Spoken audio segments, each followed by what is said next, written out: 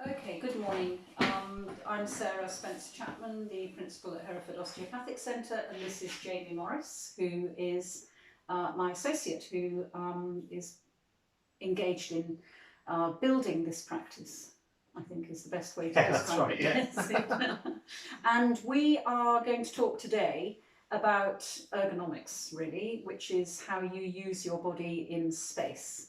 And I'll kick off by talking about gardening as it's springtime.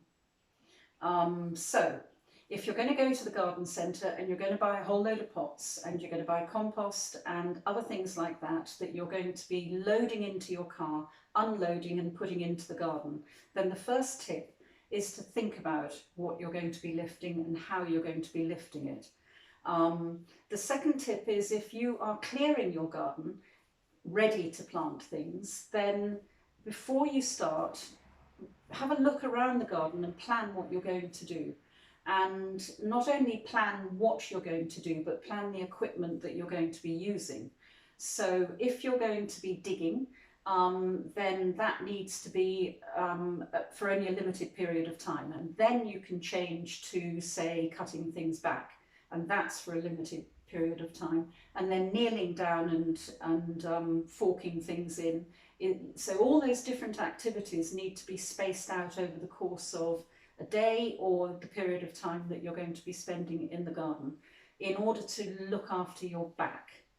Because if you haven't done those sort of movements for the past 6 months, 3 months or whatever, it's a massive shock on your physical body to overstretch and to lift too much heavy weight or to do actions that are repetitive and loaded. I think that's the best way to explain it. Yeah, that's right. I think I'd agree completely. I think that if you set yourself a timer, maybe on your phone, 10 minutes about of kind of whether it's digging or um, pruning or whatever it is in terms of the garden, raking, and stick to that. Then take a 5 minute break or do something else different. But Sarah's exactly right in that if we take, let's call it something else. So let's say we were going to train for a marathon. You wouldn't train for a marathon by running a marathon straight away.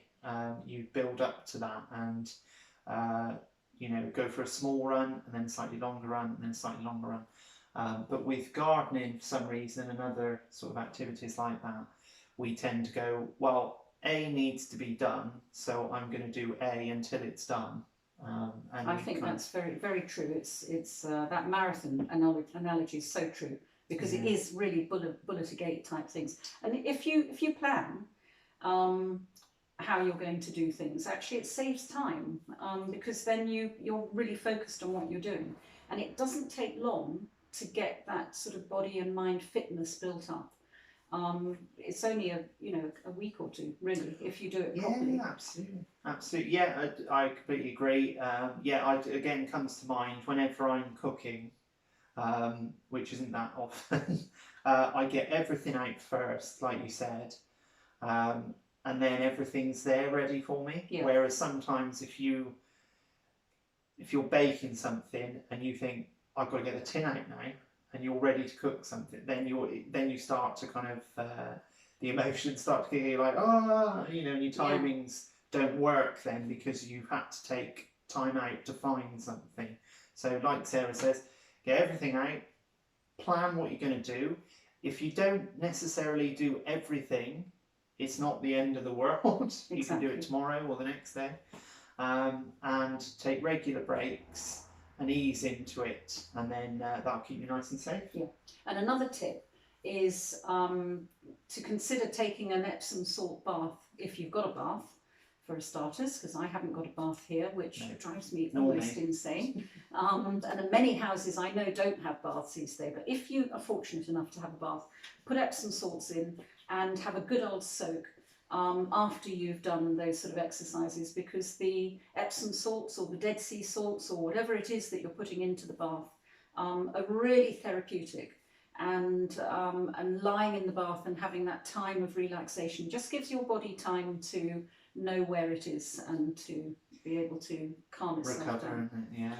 If you find that you do have pain, then there are two things I can think of that come to mind.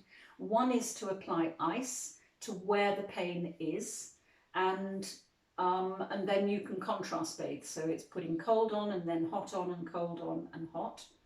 If you're applying ice, I usually suggest frozen peas wrapped in a damp cloth placed over the painful area, because the peas are going to defrost before you have a chance to freeze yourself to death.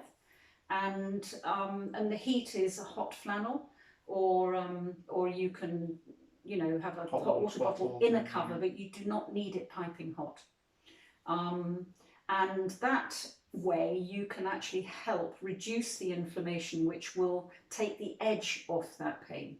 But obviously, if the pain continues for more than a couple of days, then my suggestion would be to actually, you know, book an appointment with somebody to get to see them. Yeah, absolutely. Yeah, great advice there. And happy gardening. All right. Take care. Thanks, everyone.